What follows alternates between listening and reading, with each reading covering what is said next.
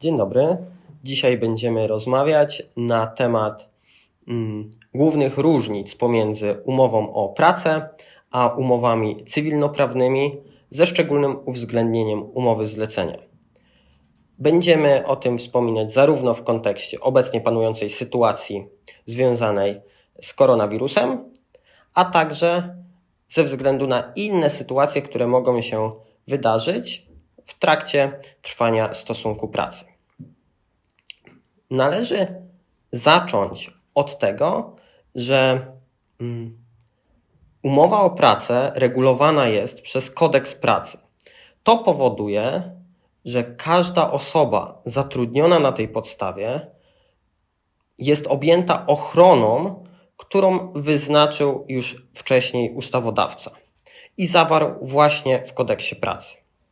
Natomiast na podstawie umowy cywilnoprawnej, umowy zlecenia czy też umowy o dzieło, tak naprawdę obydwie strony, czyli i pracodawca, tak go będziemy tutaj dla naszych potrzeb nazywać, i pracownik też dla naszych potrzeb, ponieważ oni nazywają się inaczej.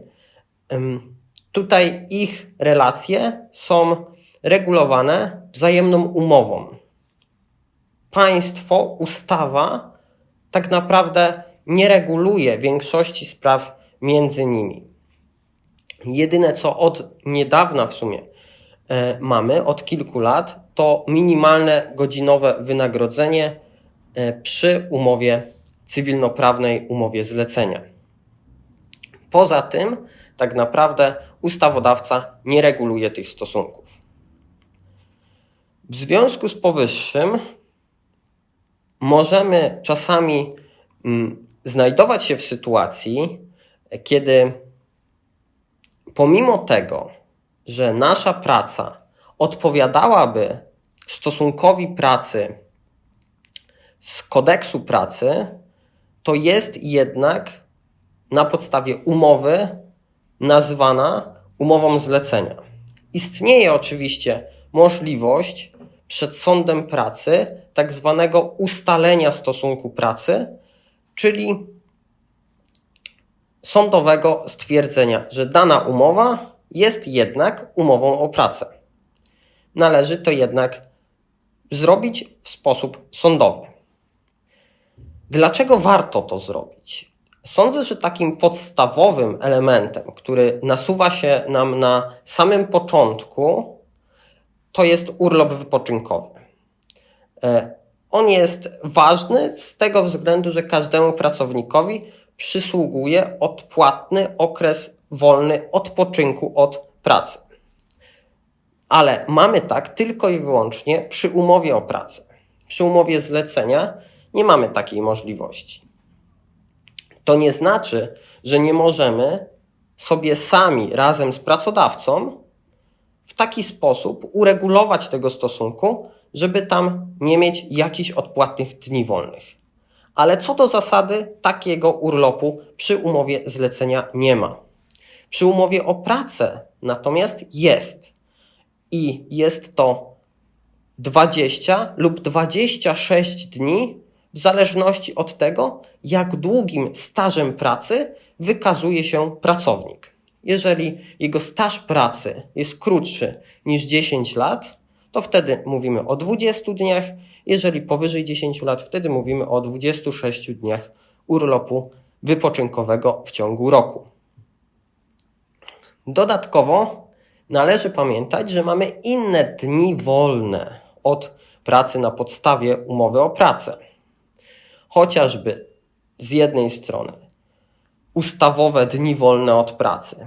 Bardzo często zleceniobiorcy i tak w dni ustawowo wolne od pracy nie pracują.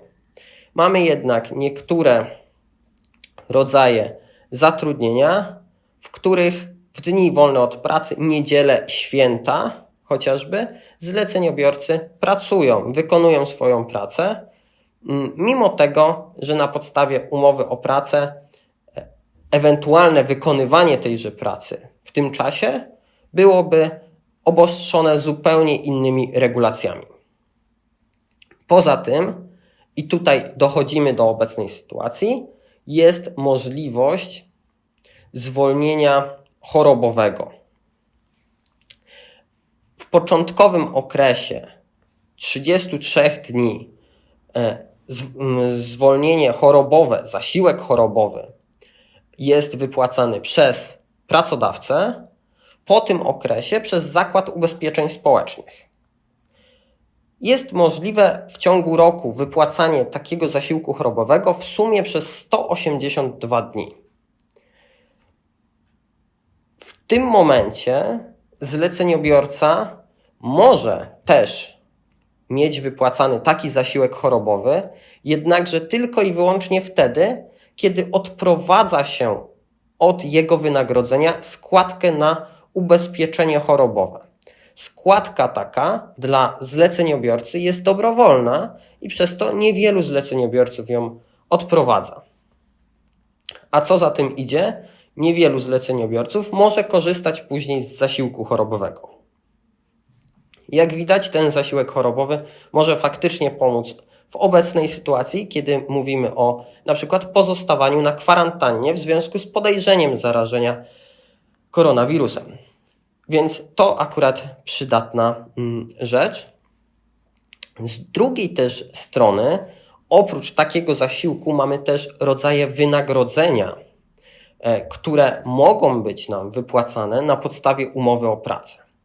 Coraz częściej mamy trudne sytuacje przedsiębiorców w związku z koronawirusem, w związku z obecną sytuacją. Część przedsiębiorców musiało zamknąć swoje przedsiębiorstwa, chociażby restauracje, hotele, czy ewentualna branża szeroko pojętej rozrywki, turystyki czy usług.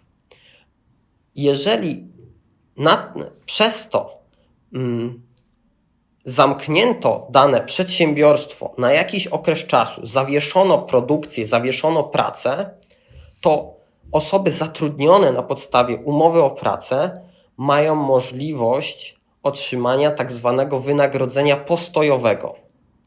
Wynagrodzenie postojowe wynosi 60% wynagrodzenia za pracę w zwykłym okresie czasu, lecz nie może być niższe niż minimalne wynagrodzenie za pracę.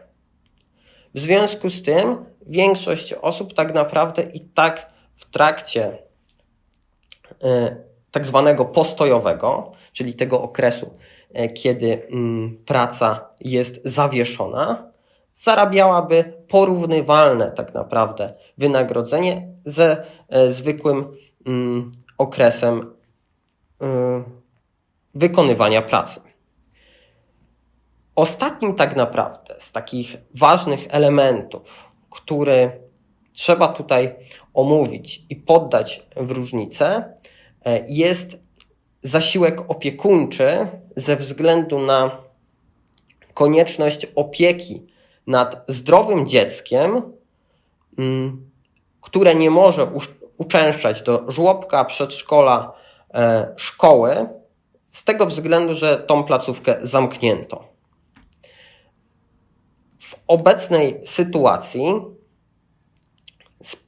ustawa dotycząca koronawirusa dała możliwość rodzicom takich dzieci, które to dzieci nie przekroczyły 8 roku życia, 14 dni właśnie specjalnego zwolnienia opiekuńczego i zasiłku opiekuńczego w związku z tą sytuacją.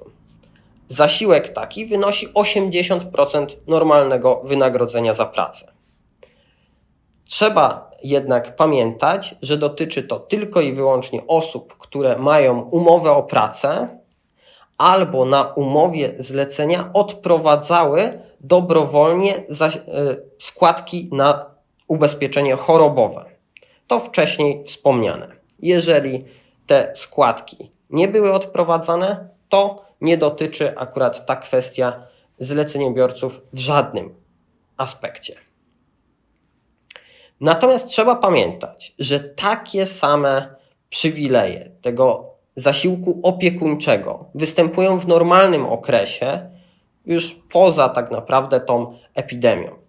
I w takiej sytuacji, w ciągu roku, takich dni pozostawania na zasiłku opiekuńczym ze względu na konieczność opieki nad dzieckiem, to jest 60, więc 60 dni to jest naprawdę sporo, kiedy można je wykorzystać bez tak naprawdę konieczności wykorzystywania urlopów bezpłatnych, czy urlopu wypoczynkowego, czy jakichkolwiek innych form tak naprawdę dni wolnych.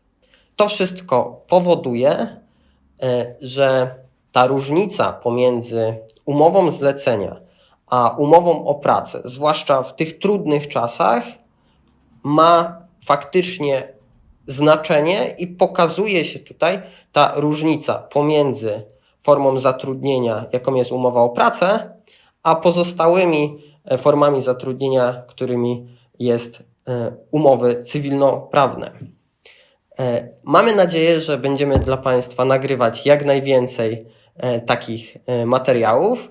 Mamy nadzieję, że będą one coraz lepsze. Zapraszamy do śledzenia naszej strony na Facebooku, a także naszego kanału na YouTubie i prosimy o pozostawienie komentarza albo subskrypcji. Dziękuję.